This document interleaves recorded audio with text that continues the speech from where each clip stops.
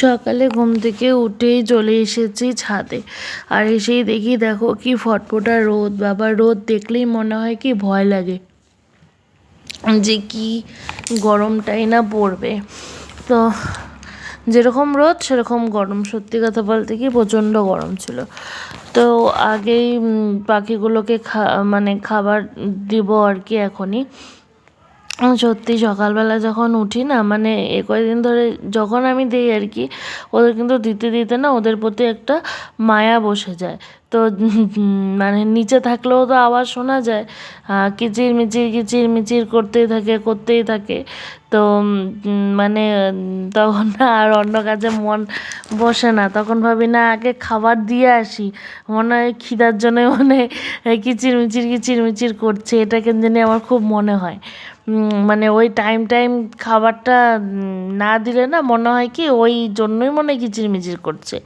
তো এই জিনিসটা আমার খুব মনে হয়, জানি না কেন। তো এসে আগে ওদেরকে খাবারগুলো দিয়ে দিচ্ছিলাম, আর ওরা বাবা দরজা খোলার সাথে সাথে মনে হচ্ছে কি আরও কিচিরমিচির যেন বেড়ে গেল ওদের, মানে বলছে তাড়াতাড়ি দাও তাড়াতাড়ি দাও। মানে এরকম একটা ব্যাপার থাকে। তো আমি অন্য কাজকর্ম পরে করি, আগে ওদেরকে খাবার দাবারটা চেষ্টা করি যে না, আর আগে ওদেরকে খাবারটা দিয়ে নিই, তারপরে অন্য বাদবাকি কাজগুলো করবো আর কি। তো এটাই করি, কারণ ওরা তো আর মুখে বলতে পারে না যে খাবার দাও খাবার দাও। তো ওদের ওই ভাষাতেই বুঝে নিতে হয় যে না ওদেরও খিদে পেয়েছে আর কি। তো আর আগের দিন বিকালে একটা গল্প শেয়ার করি। আগের দিন বিকালবেলায় একটু এসেছিলাম ছাদে রিলস বানাবো বলে আর কি। তো অনেক দিন হলো রিলস বানানো হচ্ছেই না, তো ভাবলাম যে কটা রিলস বানাই। তো এসে না এত কিচিরমিচির করছে, তা আমি একটু বকা দিয়েছি, চুপ কর সবাই চুপ কর, এরকম করে বকা দিয়েছি আর কি। বাবা আমার বকা শুনে চুপ করে আছে সবাই, একদম চুপ। আমি তো অবাক, বলছি বাবা, তার মানে ওরাও কত কথা বোঝে, মানে ওরা ওরকম করছে তো খুব ডাকাডাকি করছে। আর আমি হচ্ছে নিজের ভয়েসে ভিডিও বানাচ্ছিলাম, তো মানে সেই কিচিরমিচির করছে আর কি। তো আমি বলেছি আর ওরা চুপ, একদম চুপ করে গেল।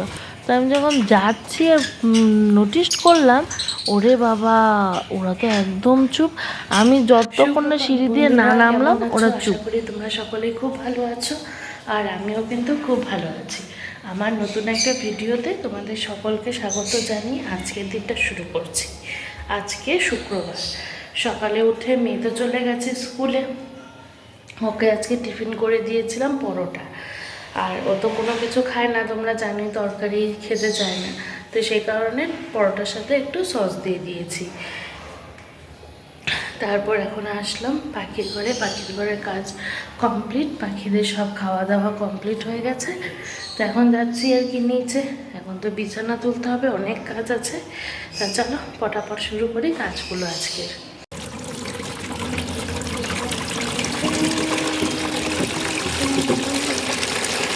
তারপরে এদিকে জামা কাপড়গুলোকে ভিজিয়ে নিচ্ছিলাম, কারণ সকাল সকাল যদি এগুলো না ধোয়া হয় না, পরে রোদও চলে আসে। আর দেখো হালকা ফুলকা রোদ কিন্তু চলেও এসেছে, মানে পরে খুবই রোদ চলে আসে আর এত গরম লাগে, বিরক্তি লাগে। তখন আর মনে হয় না যে জামা কাপড় ভিজাই, জামা কাপড় ধুই, কিচ্ছু ইচ্ছা করে না। তো আজকে কি করেছে, জামা কাপড় ধোয়ার সবাই না আবার চিরুনিটা ওটার মধ্যে ভিজিয়ে দিয়েছি, তাই না আমি দেখেছি যে চিরুনিগুলো পরিষ্কার হয়ে যায়, নোংরাগুলো আর কি উঠে যায় খুব তাড়াতাড়ি। তারপর একটা ব্রাশ দিয়ে যদি ডলা দেওয়া যায় না, একদম চকচকা হয়ে যায়। তো আমি চেষ্টা করি যে 2-3 দিন পর পরই ভিজিয়ে দেওয়ার, তাহলে কি খাটনি হয় না, তাহলে আর ব্রাশও লাগে না। ধরো ভিজিয়ে দিলাম, ওটার মধ্যে একদম ময়লা বের হয়ে যায়।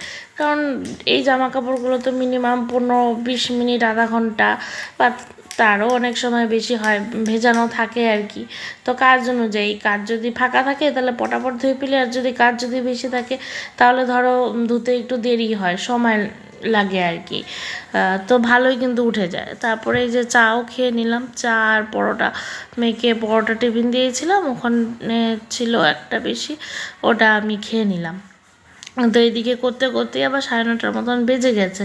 তো ওদেরও আবার টাইম হয়ে আসছে ফল দেওয়ার আর কি। তো ফলটা 9:30 10টার দিকে দিই। তো ফলগুলোকে আগে ধুয়ে নিয়ে আসলাম। পেয়ারা, বটবটি, ভেন্ডি, অনেকে ঢ্যাঁড়সও বলে, যাই হোক ভেন্ডি ঢ্যাঁড়স দুটোই বলি আমি। তারপরে হচ্ছে আপেল আছে, এগুলোকে সুন্দরভাবে সাইজ করে কেটে নিচ্ছিলাম। দাদাভাই আমাকে দেখিয়ে দিয়েছে কিভাবে আর কি সাইজ করে কাটতে হবে। তো ওগুলোকে যেরকম দেখিয়েছে সেরকমই চেষ্টা করছিলাম আর কি দেওয়ার, প্রতিদিন যেভাবে করে টুকরোগুলো আর কি করেছে।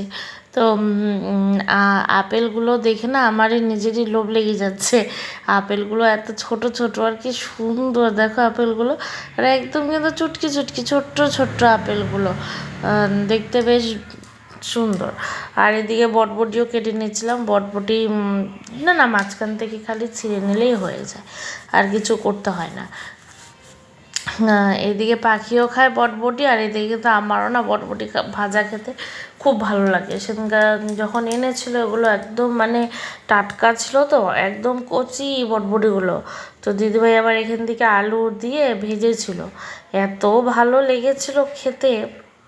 আর গরম গরম ভাতের সঙ্গে না খুব ভালো লাগে, আমার তো বেশ ভালো লাগে। তারপরে এগুলোকে পরিষ্কার করে কেটে ঠেটে রেডি করে রাখলাম আর কি, যে দিয়ে দেব। কারণ ওদের ফলগুলোও কিন্তু আমাদের ধুয়ে দেওয়াই দরকার, তাই না, কত নোংরা জীবাণু থাকে। তারপরে ওই যে আসলাম, এসে একবারে ওদেরকেও দিয়ে একবারে জামা কাপড়গুলোকে মেলে দিলাম, মানে এক কাজে দু কাজ। এটা আমি সবসময় চেষ্টা করি, মানে এক কাজে দু কাজ করে ফেলার। না তো আবার এখন ফল দেব, আবার একটু পরে এসে আবার জামা কাপড় মেলবো, আবার পরে এসে আবার এটা করব ওটা করব। তো পরে আসতেই হয়, পরে আবার ভাতও দিতে হয় ওদেরকে আর কি। তো আসতে তো হবেই। তো যাই হোক, আসতে হলেও কি মানে ভালো হয়, সুবিধা হয় আর কি, যদি একবারে 2-3টে কাজ একবারে করে নিলে পরে সুবিধা হয়।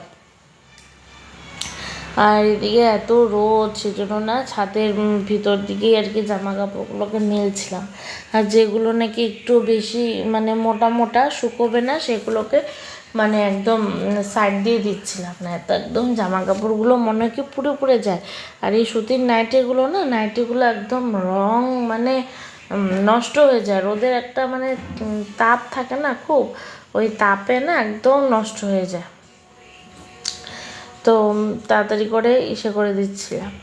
আর জানো তো, কার কার বাড়িতে দেখেছো বলো তো, মাকড়সা ডিম ফাটলে কি অবস্থা হয় ঘরগুলোর? আমাদের বাড়িতে না ফেটেছে একটা মাকড়সা, ডিমওয়ালা মাকড়সা ছিল। মাকড়সাটার ডিমটা মানে এসে হয়েছে, আর সারা ঘরে গুড়ি গুড়ি গুড়ি গুড়ি গুড়ি গুড়ি মাকড়সা, মানে কেমন যে লাগে, বিরক্তিকর লাগে এই জিনিসটা না, আমার একদম ভালো লাগে না। কী করা যাবে, আর কিছু তো করার নেই। তারপরে যখন এসেছি ছাদে, একবারে পাখির বাসনগুলো মেজে নিচ্ছিলাম, কারণ সকালবেলা যখন নাকি পাখিকে খাবার দিচ্ছিলাম তখনই ভাবছিলাম যে বাসনগুলোকে মেজে নেব। তো তখন কী হয়েছে, আর ডাকছে ওর বাবা, আসো চা দাও চা দাও চা দাও। তারপরে ভাবলাম তাহলে তখন আর মাজা যাবে না, দেরি হবে। তারপরে ভাবছি যে যখন নাকি একবারে যাব ইসে দিতে, ফল দিতে, তখনই একবারে মেজে রাখবো। তো ভিজিয়ে রেখেছিলাম আর কি, না ভিজিয়ে রাখলে না একদম শক্ত হয়ে থাকে, তো ওই দানার যাওয়া থাকে, তো ওর জন্য আর কি ওরকম হয়। আর কলের জলটা কি আস্তে আস্তে পড়ছিল, বাবারে বাবা, মানে যখন দেখি তো, যখন নাকি কাজে একটু তাড়াহুড়ো তাড়াহুড়ো থাকে না, তখন কাজ হতে আরও বেশি দেরি হয়। ওটাই ভাবছিলাম, জল কি শেষের দিকে নাকি যে এত টিপ টিপ টিপ টিপ করে জল পড়ছিল আর কি। তারপরে এই জায়গাটাকে না একটু ঝাড়ু দিয়ে দেবো, নয়তো কী হয় সব দানাগুলো একদম মানে ইসে হয়ে থাকে, আর ভালো লাগে না, আমার একদম ভালো লাগে না এই জিনিসটা, একদম নোংরা হয়ে থাকে। তো ওই জন্য আমি যখনই ওই বাসনগুলোকে মাজি আর কি, চেষ্টা করি তখনই সাথে সাথে ঝাড়ু দিয়ে দেবার, তাহলে একবারে পরিষ্কার হয়ে যায়। আর পরিষ্কার পরিচ্ছন্নতা থাকলে কিন্তু দেখতেও দেখবে বেশ ভালো লাগে।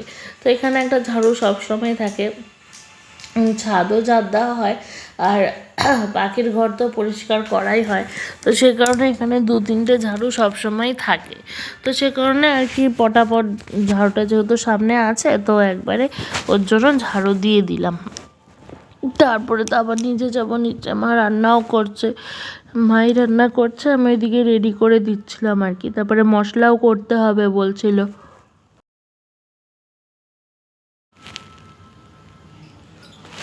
তোমরা বুঝতে পারছো কি না আমি জানি না, মানে ক্যামেরাটাতে ঠিকঠাক মতন আসেনি আর কি। ভিডিওটা করতে গেছিলাম কিন্তু আসেনি।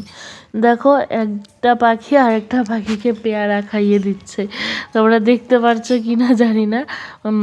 একজন ধরে আছে আর একজন আর কি খাচ্ছে, মানে দুইজনই খাচ্ছে। মানে ভালো লাগে এগুলো দেখতে।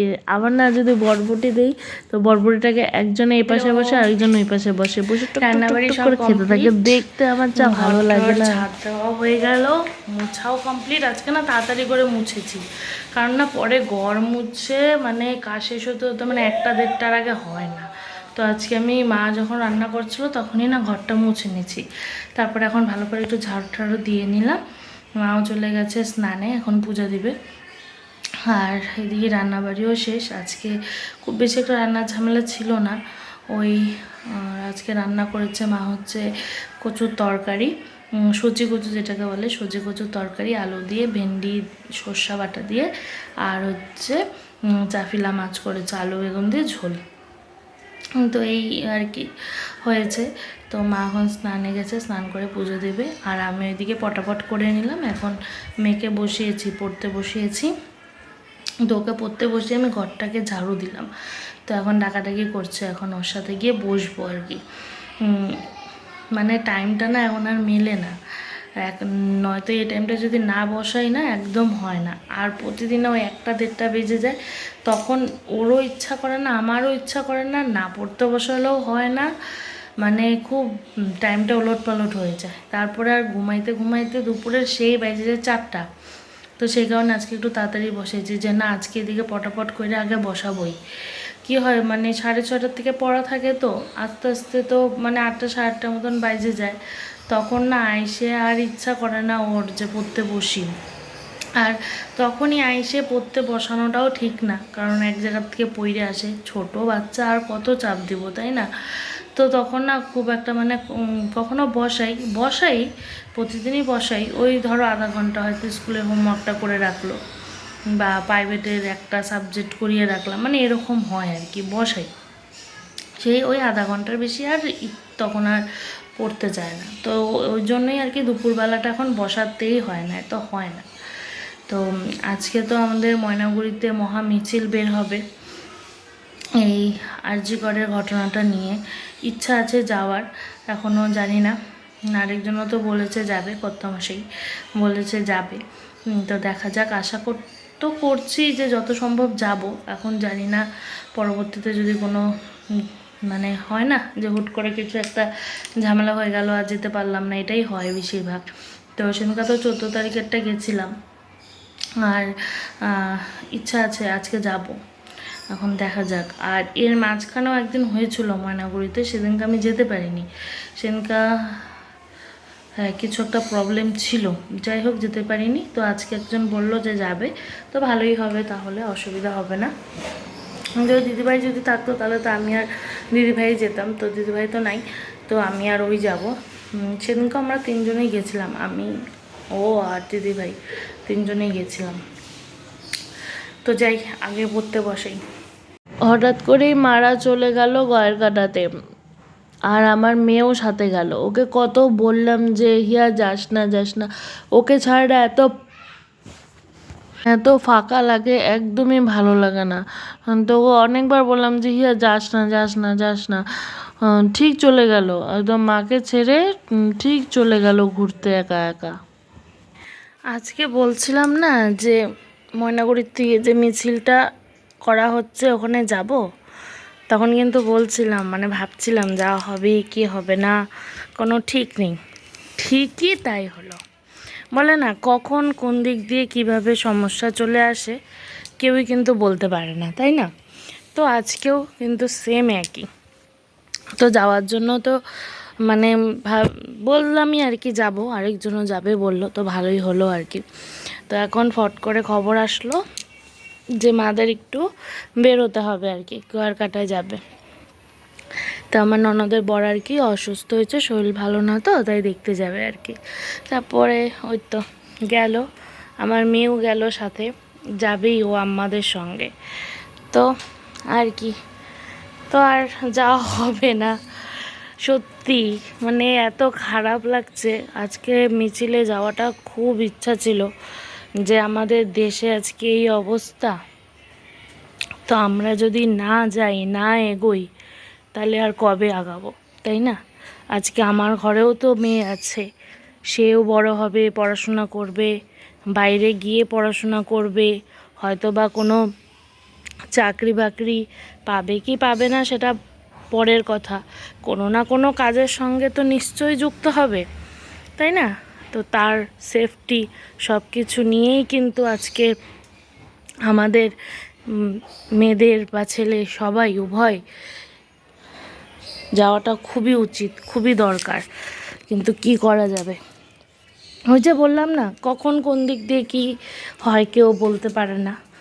তো সেটাই হচ্ছে কথা, সেই কারণে আজকে মানে তাড়াতাড়ি করে কাজগুলোও করছিলাম যাতে ওখানে যেতে পারি আর কি। আর বোঝোই তো সবাই যে সংসারে ফট করে বেরোতে গেলে আগে পিছে সব কাজ কমপ্লিট করেই বেরোতে হয়। তো কিছু করার নেই আর কি, এখন আর কিছু করার নেই। আজ রাতে দেখো কি বানালাম, আলু দিয়ে, ডিম দিয়ে, পেঁয়াজ আর লঙ্কা দিয়ে ভাতটাকে ভেজে ফেললাম। রাতের বেলা আজকে কেন বলো তো ভাজা করলাম, যেহেতু মা বাবা দুজনেই গেছে বুনুর বাড়িতে আর কি, আর হিয়াও গেছে মার বাবার সাথে, তো কেউ নেই আর কি বাড়িতে। তো আর না অল্প কিছু ভাত ছিল, তো ও বলছে যে আর কিছু করতে হবে না, তাহলে এইভাবে করে করো। আর ওর কিন্তু এইভাবে করে খেতে বেশ ভালোই লাগে, ওই কারণেই আর কি বলেছে।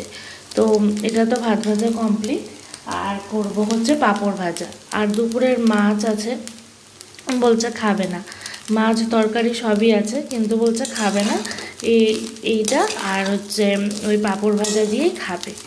ঠিক আছে চলো, এটার মধ্যে ডিমও দিয়েছি, হয়েও গেছে, এখন বাজে 10:30টার মতন। এখন খেয়ে দিব কি ঘুম, কালকে অনেক সকালে উঠতে হবে, কারণ কালকে অনেক কাজ আছে। কালকে দাদা ভাইরা চলে আসবে, মেয়ের স্কুলের খাতা দেখানো হবে, ওখানে যাব, কালকে প্রচুর কাজ আছে। তো অনেক সকালে উঠতে হবে, উঠে আগে ঠাকুরটা দিয়ে যদি যেতে পারি স্কুলে তাহলে তো খুবই ভালো হবে, আর নয়তো আরও লেট হয়ে যাবে। তো বন্ধুরা, আজকের মতো ভিডিও কিন্তু আমি এখানেই শেষ করছি। দেখা হবে আবার নতুন একটা ভিডিওতে। তোমাদের যদি আমার এই ভিডিওটি ভালো লেগে থাকে তাহলে অবশ্যই একটি লাইক করে দেবে। তো আজকের মতো বিদায় নিচ্ছি, তোমরা সকলে সুস্থ থেকো, ভালো থেকো, টেক কেয়ার, বাই বাই।